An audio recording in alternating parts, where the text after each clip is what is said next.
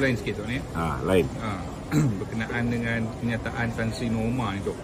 Dia kata dia tak bangun masa usul undi percaya tu. Sebab dia kata tak ikut peraturan dan usul itu tidak dibawa ke MKT. Jadi boleh tak Tok jelaskan perlu ke dibawa ke MKT ataupun boleh straight terus dekat PAU? Dia alasan dia bagi, dia kata dia tak sokong sebab usul tu tak dibawa ke MKT dulu. Ada 7 usul je yang dia Untuk makluman Norma sebagai seorang pengamal undang-undang, dia sepatutnya lebih tahu siapa yang lebih berkuasa, MKT ke Perhimpunan Agung UMNO. Saya dah ulang banyak kali. Tapi kalau ada yang masih bebal, tak faham-faham ni, sedangkan dia pengamal undang-undang, kita jangan bazir masa. Ucapan dasar Presiden, semenjak bila ucapan dasar Presiden itu pernah dibentang dalam MKT? Ni apa benda yang dia merepek ni? Ucapan dasar Presiden, ketika Presiden berucap tu baru kita akan dengar. Dan bila orang bahaskan ucapan dasar Presiden tu, mereka nak buat penambahan. Itu hak jurucakap nak buat penambahan. Tetapi apa juga penambahan ke, apa juga pembetulan kata-kata, susunan ayat dan sebagainya, ianya akhirnya akan dibentang dalam Perhimpunan Agung UMNO dan kemudian wakilan akan mengundi, memutuskan sama ada mereka bersetuju dengan usul tersebut atau tidak bersetuju dengan usul tersebut. Ini kita kena faham. Okey? Tidak ada sebarang syarat yang mengatakan bahawa ucapan dasar Presiden itu mesti dibawa dalam MKT. This is crazy. Dia kata tak ikut peraturan. Kalau ikut peraturan, dia kata dia akan menyokong. Kalau misalnya dia merasakan ianya tidak mengikut peraturan, saya nak tanya, Norma ni baru masuk UMNO ke? Bila Tun Mahathir memutuskan supaya jawatan Presiden dan timbalan tidak dipertandingkan dulu zaman Mahathir dengan Datuk Seri Anwar Ibrahim, kenapa dia tak bantah? Ketika zaman Pak Lah dulu tidak ada pertandingan, kenapa dia tak bantah? Ketika zaman Datuk Seri Najib pun pernah tidak ada pertandingan, kenapa dia tak bantah? Dia menteri lagi. Nak kena tahu bahawa dalam sejarah kita kita baru 4 kali kita adakan pemilihan jawatan Presiden. Dan kali terakhir kita buat pemilihan jawatan Presiden 2018. Pemilihan ini ialah Datuk Zahid. Dan orang yang nak lawan Datuk Zahid ni dah pun lawan Datuk Zahid. Khairi Jamaluddin kalah. Orang yang konon-konon nak lawan Datuk Zahid ni, Syamuddin, pada ketika itu nak lawan Timbalan pun tak berani. Sekarang dia konon-konon selepas dia khianat pada kita, selepas dia pujuk 10 orang MP kita untuk memberi sokongan pada Muhyiddin, kemudian dia kata saya pun tak tahu apa benda yang saya khianat. Lepas tu dia kata apa salahnya menyokong Muhyiddin, padahal dia pun seorang peguam. Dia tahu, dia dah tanda tangan aku janji. So dia pun tak tahu apa yang dia khianat. Macam mana. Jadi orang-orang macam ni kita nasihatkanlah, termasuklah Presiden MIC ni. Kalau dah rasa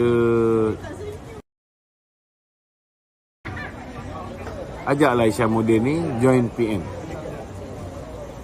Join sana. Tak ada masalah. Ini apa cerita nak suruh kerjasama dengan PH ini nak dibincangkan dalam secara konsensus dalam mesyuarat BN, Dewan Tertinggi BN. sebelum nak jadi calon pilihan raya, dia sudah pun menandatangani. Aku janji yang memberi kuasa kepada ketua parti untuk membuat keputusan ni. Bukan hanya untuk berbincang, bukan hanya untuk berunding, bukan hanya untuk memilih dengan parti mana kita bekerjasama, bukan hanya untuk berbincang siapa kita nak angkat jadi Perdana Menteri, termasuklah membuat keputusan. Dan mereka beria sangat nakkan jawatan Presiden UMNO tu ialah supaya mereka boleh dapat jawatan pengurusi Barisan Nasional yang dia tahu ada kuasa untuk memindahkan sokongan pergi ke kerjasama dengan Perikatan Nasional, bukan lagi dengan Pakatan Harapan, dengan kawan-kawan lama dia. Jadi ini kita kena jelas lah, kita kena jelas. Biarkanlah Norma ni nak cakap apa pun, saya rasa tindakan disiplin pun on the way terhadap dia. Kita pun tahu bahawa dia menaja dia untuk bertanding jadi calon bebas menentang Datuk Habib. Ucapan dia lagi, ada ucapan dia, ini pun dah sampai kepada jawatan. Ucapan dia ketika pilihan raya tu, kemudian pegawai khas dia ke apa, nama Wak Zigan pun nak menjadi apa, penyokong ke pencadang. Kemudian tak tahu apa masalah, tiba-tiba tak boleh. Dia dah masuk dengan tag apa semua sekali, tiba-tiba dia tak boleh jadi pencadang ke penyokong. So ni semua orang kanan dia. Jadi bukti-bukti ni sudah dihantar kepada Jawatan Kuasa Disiplin Parti. So dia pun tahu nasib dia, lebih kurang sama macam KJ, lebih kurang Tun Husin. Jadi hari ni dia mengeluarkan kenyataan-kenyataan yang nak tunjukkan yang dia tak bersetuju tu, tak setuju ni. Kalau kita ambil tindakan disiplin, dia akan guna alasan mengatakan bahawa kita ambil tindakan disiplin sebab dia tak setuju dengan jawatan Presiden dan timbalan tidak dipertandingkan. Ini kelentung-kelentung mamat-mamat macam ni kita dah masak. Sebenarnya kalau tak setuju dengan pertandingan jawatan Presiden dengan timbalan, tak salah. Saya pun, pendirian saya daripada awal, semua jawatan perlu dipertandingkan. Tetapi kita kena hormatilah perwakilan. Perwakilan dah dengar usul tu, dah bahaskan 2 hari, bukan 1 hari, 2 hari. Benda ni melalui proses demokrasi. Dibahaskan 2 hari dan akhirnya lebih 90% bangun, berdiri, angkat tangan lagi untuk menyokong usul tersebut. Jadi apa lagi yang dia nak dustakan? Yang berkuasa ialah Perhimpunan Agung UMNO. Ketika tidak ada Perhimpunan Agung UMNO, maka MKT barulah mempunyai kuasa untuk membuat keputusan. Dan keputusan MKT itu adalah muktamad, tidak boleh dicabar, tidak boleh dipertikai. Okey, soalan lain? Satu lagi tu. Mail cakap ahli UMNO berhak bersuara dan membuat dan kemukakan bantahan terhadap keputusan yang dibuat oleh perwakilan. Boleh ke tu? Betul, boleh. Boleh. Boleh, tak ada masalah. Buatlah. Naik Presiden UMNO ni, buat bantahan. Nak bagus lagi, bawa pergi mahkamah. Jadi lagi mudah kerja kita, tak payah pecat. Secara automatik keahlian mereka ini tergugur. Kerana bukan hanya parti kita, semua parti lebih kurang sama. Siapa bawa parti ke mahkamah, dia punya keahlian secara automatik tergugur. Buatlah. Okey? Okey tu. Kalau kita lihat mereka ni semua kan, yang orang luar daripada parti ni, dia parti luar. Kan? Kalau dia orang luar yang tak berparti tak apalah. Jadi dia orang luar sibuk bising tentang urusan perwakilan. Kata sebut tentang UMNO bakal jadi dinosaur, anak muda tak nak sokong, UMNO tak terbuka. Yang sebenarnya sayang ke UMNO tu macam mana tu sebenarnya? Mereka ni pun pengkhianat UMNO, kan? Bila duduk dalam UMNO pun jiwa mereka dengan bersatu. Sekarang pun mereka masih lagi nak meletakkan proksi-proksi bersatu untuk mencabar kedudukan Presiden. Bila perwakilan menolak pemimpin-pemimpin mereka dengan mengekalkan Datuk Zahid sebagai Presiden UMNO. Kena faham ni, lebih 90% perwakilan memutuskan supaya jawatan Presiden yang disandang oleh Datuk Zahid dikekalkan. Ini kena faham maksud dia. Bukan dia kata tidak perlu dipertandingkan tu, tak perlu ada Presiden. Tidak. Maksud dikekalkan itu, tidak ada pertandingan, ialah supaya Datuk Zahid dikekalkan. Bila orang mengundi Datuk Zahid supaya dikekalkan, lebih 90% perwakilan memutuskan bahawa mereka mahu Datuk Zahid terus memimpin UMNO. Itu maksud dia. Mereka mahu Tok Mat Hassan terus menjadi timbalan Presiden, memimpin UMNO. Dalam erti kata lain, mereka tidak yakin dengan pesaing-pesaing yang menawarkan diri. Kalau ada calon yang lebih baik daripada Datuk Zahid, daripada Tok Mat Hassan, yang diyakini oleh para perwakilan, perwakilan takkan memberikan undi mereka untuk menyokong usul ni. If there is someone better than Datuk Zahid dan Tok Mat, takkan sampai 90% lebih perwakilan bangun dan menyokong usul ni. Ini kita kena faham. Sebenarnya dia orang faham tapi buat-buat tak faham. Okey, ada lagi? Okay, Tok. Kita masuk ni. Soalan terakhir lah.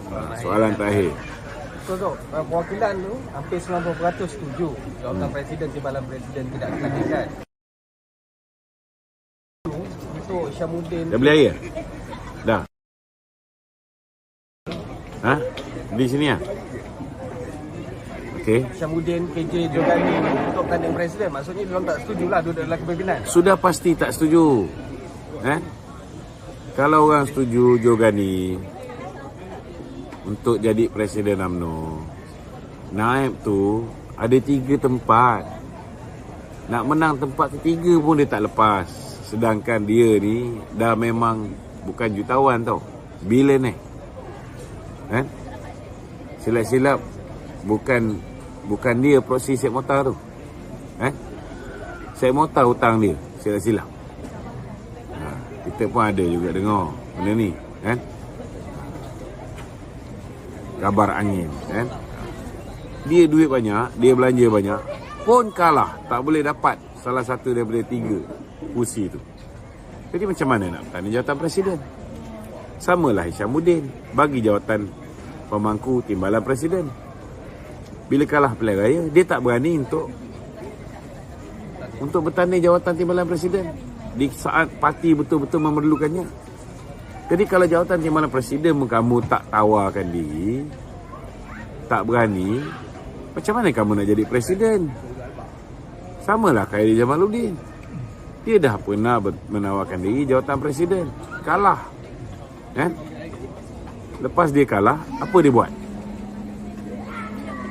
Balik-balik dia hentam Presiden parti. Dia tak boleh menerima kekalahan itu. Orang tengok benda ni, orang perhati je. Balik-balik dia kata parti tak ada ala tuju, parti tak ada ala tuju. Kita bukan lupa, kita belum lupa. Sehinggalah bila kerajaan Tebuk Atap terbentuk, Muhyiddin angkat dia menjadi menteri. Bila dia jadi menteri pun, orang tak lupa bagaimana rakyat Malaysia dipaksa untuk ambil vaksin. Orang tak lupa. Orang tak lupa bagaimana dia mengatakan nak menyusahkan hidup rakyat yang tak ambil vaksin. Tak pernah kita dipaksa untuk menyuntik sesuatu yang belum proven lagi. Yang berbentuk eksperimental. Tak pernah. Tapi kita dipaksa. Malah Malaysia ni dia orang ada kerjasama dengan negeri China untuk jadikan Malaysia ni sebagai tempat untuk uji kaji vaksin. Cuba kau bayangkan apa jenis pemimpin macam ni. Kalau orang boleh lupakan benda ni, sudah pastilah mungkin orang nampak dia tall, dark and handsome. Kalau orang boleh lupakan benda ni, sudah pasti orang tidak akan bersetuju untuk usul undi tidak percaya ni disokong. Tapi bila orang nak Datuk Zahid dikekalkan, Tok Mat dikekalkan, maknanya orang tolak Jurani, orang tolak Syamsuddin Tun Hussein dan orang tolak Khairi Jamaluddin. Sebab sehingga hari ini belum ada desas-desus orang lain nak bertanding jawatan tersebut. Yang ini kita kena salam. Yang ini kita nak kena faham. Okey, ada lagi? Satu lagi. Perdana Menteri 3 ke 4 bilion kecurangan duit, okey, disalurkan ke individu politik, maksudnya ahli politik dan juga parti politik tu. So maksudnya benda ni betul berlaku. Jadi soalannya, bila agaknya Perdana Menteri agak-agak lah pandangan Datuk lah untuk kita kena faham Perdana Menteri dia ada maklumat kerana dia menjaga Kementerian Kewangan. So kalau dia kata ini peminat Datuk. Tengah live Saya nak bersama Datuk boleh tak? nanti bang, sekejap. Okey. 5 minit bang. So apa ni, bila dia kata ada 3 hingga 4 bilion di antara 92.5 bilion ini, ketirisan ini, akhirnya duit itu landing di atas nama akaun parti Politik dan juga ada politik dan juga ahli politik. Bila dia cakap ni, ini Perdana Menteri, dia cakap ni dia tak boleh cakap sembrono. Kalau dia cakap sembrono, kita mintalah Muhyiddin saman dia. Muhyiddin kalau dia boleh balik pun alhamdulillah. Apatah lagi kalau dia nak saman. Jadi sudah pastilah apa yang Perdana Menteri cakap tu ada basis dia, ada fakta dia. Cuma kita nak suruh Perdana Menteri tu ambil tindakan cepat. Tuan-tuan kena faham separation of power antara eksekutif dengan perundangan, dengan Jabatan Peguam Negara, dengan Badan Kehakiman. Dia ada pemisahan kuasa. Perdana Menteri tak boleh arahkan, oh ini kita dah siasat dakwa. Tak boleh. Tapi orang yang menjadi peguam negara, yang menggalas tanggungjawab untuk meneliti kertas siasatan, maka dialah yang kena melakukan pendakwaan. Tapi kalau peguam negara tu pun, kita pun tahu bahawa yang melantik dia ialah Muhyiddin Yassin. Takkanlah dia nak dakwa Muhyiddin Yassin. Faham tak? Itu sebab saya cakap, memang Datuk Seri Anwar Ibrahim ni akan berada dalam dilema.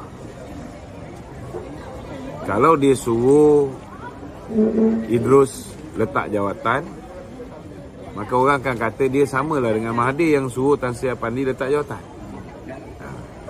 Tapi kalau dia nak tunggu sampai Tan Sri Idrus bulan 3 ni tamat tempoh baru nak angkat AG, beratlah. Lambatlah. Sebenarnya boleh je AG tu direhatkan. Cuma kalau AG ni sekarang ni, kita pun tahu dia ni jenis ketegak sikit. Memang ada masalah. Okey, ada soalan lain? Doakan kami pergi dan balik dengan selamat. InsyaAllah saya akan cuba buat live daripada sana, dan insyaAllah juga Boleh, selain daripada update daripada Facebook saya, Alam Shah Travel juga kita ada juru gambar yang akan upload perkembangan kami di Turki nanti. Minta tolong share live kita pada malam ni. Assalamualaikum warahmatullahi wabarakatuh.